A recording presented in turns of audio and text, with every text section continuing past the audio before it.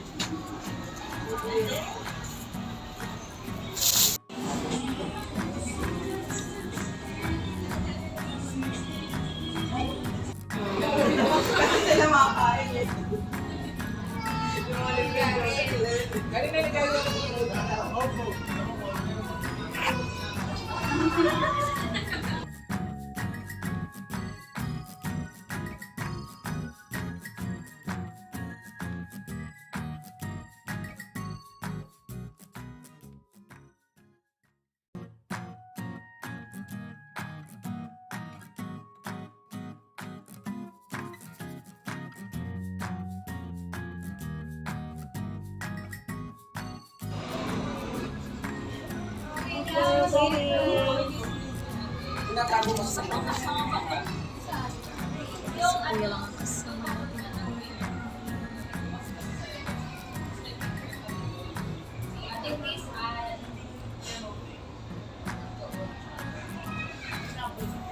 One eternity later. Good morning, guys! Happy Monday! Today's Monday. October 16 na tayo. Time check, 7 past 7 na ng umaga. At galing ako sa palengke. Namili muna tayo. Ito tayo ng pang-almusal. Si Kuya tulog pa.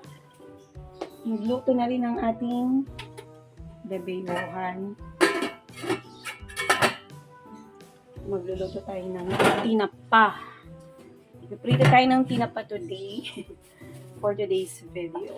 Mamaya tanghali. Meron akong munggo. So, lutuin natin yan. Balikan ko kayo mamaya, guys. Ha? Ready ko lang yung ating almusal.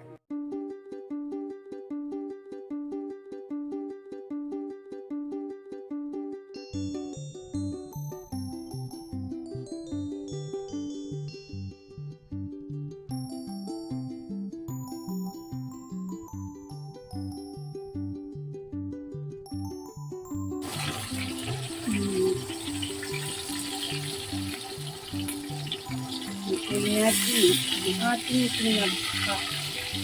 Balik ka rin natin.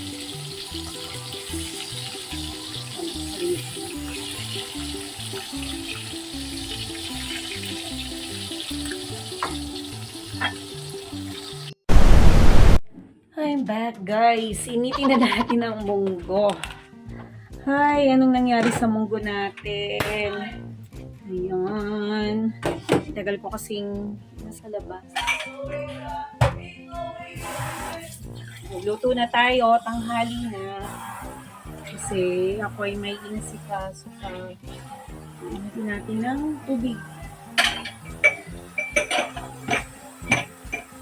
Pagawa ko ng affidavit. Haluin lang natin. Ready natin ang ating, palambutin natin ang ating munggo. Hiwa-hiwa muna tayo. Wait! Ano ba, papasok ka?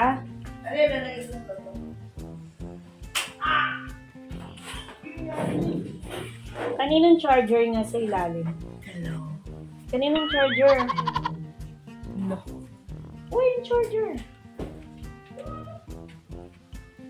Luto muna tayo. Kumusta naman ang ating munggo? Kumulo na yan, guys. Nakapagprito na rin ako ng tilapia. Hindi natin ng gulay.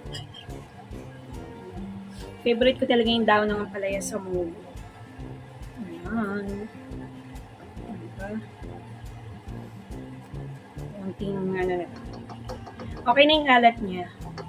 Kunting kulo na lang. Although ayaw natin na masyadong malamog yung gulay. Pero ano lang, konti na lang. Okay na. Kain. Ito pala, guys, yung saging na binigay sa amin kahapon. Di ba? Nung isang araw pala. or last Saturday, diba, isang buwig yan. Galing yan sa Alfonso, Cavite, kasi kumanta kami kahapon sa isang community doon sa Alfonso. Barangay, sikat ata yung pangalan ng barangay. Ganda ng lugar, guys. Tapos Tagaytay pa siya, malayo. Pero ang sarap, ang ganda, fresh na fresh kasi probinsyang probinsya, so mahangin, malinis ang paligid. Konti pa lang yung nakatira doon sa isang community na yon. So meron kaming tinutulungan na community doon na mga mahihirap. Last year na nagpunta sila doon, yung choir, hindi pa ako kasama doon, hindi pa ako member doon sa group. Pero meron na silang mga tinulungan doon ng mga bata, nagpapakain sila doon. So, nag-concert kami doon nung Saturday and ito yung binigay nung isa sa mga member ng choir. And meron pa silang, meron pa siyang pag-giveaway sa amin, si Ate Weng. So, ito. Hindi ko pa ito na-open simula nung Saturday. Tignan natin kung ano naman ito. Time check tayo, 12:40 na rin ng tanghali. Okay. Para siyang ano ba ito? Linen or tanggalin natin. Maganda yung kulay niya. Saan kaya natin ito lalagay? Johan! Luto na! Sino kay Lola? Lutom na sila. Ibunin natin munggo. Yung prito nating tilapia. Prito ko ng kandagal. So, ito para siyang tela siya. Pwedeng pang-cover kung saan. Patayin natin yung ating kaya papamigay natin yung saging na yan. Medyo mabigat kaya nagkasundo na ako kay sweetheart ng isang araw. Kaya kahit ayaw mo. Ayaw mo sundo. Kailangan natin magpasundo kasi bigat-bigat. Meron pa akong backpack na dala. And mamaya birthday ni Ma'am Liling. So mag-ano tayo. Meron pa surprise birthday sa kanya. Celebration. Hindi niya alam yun. Pero thank you sa kanya. Dito ko na ng grupong yun, guys. 72 years na nag-exist yung grupo na yan. Tagal na. Hindi pa ako pinapanganak. 72. Yan. So, tayo ay member sa grupo na yan. And napakamasayahin ng mga member dyan. Masisipag. Malalayo rin ang pinagagalingan. And very committed talaga sila sa grupo. Ayan. Ito yung pag-giveaway nila. Sige, so babalikan ko kayo mamaya, guys. Ano natin kung ano tong shawl ata ito. A few moments later.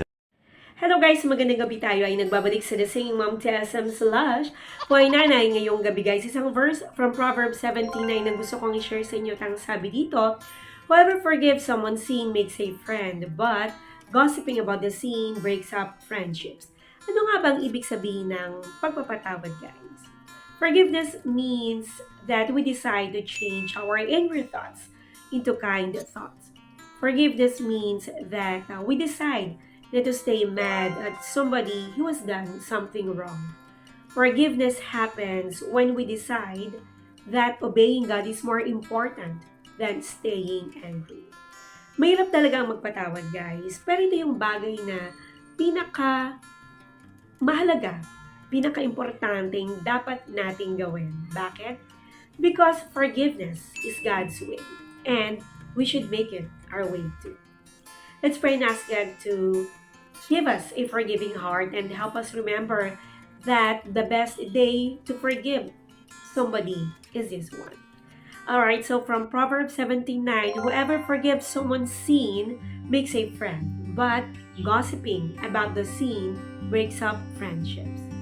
Thank you guys for your time. Thank you for watching The Singing Mom TSM / Hoy Nanay. See you again tomorrow for another day of vlogging. Good night.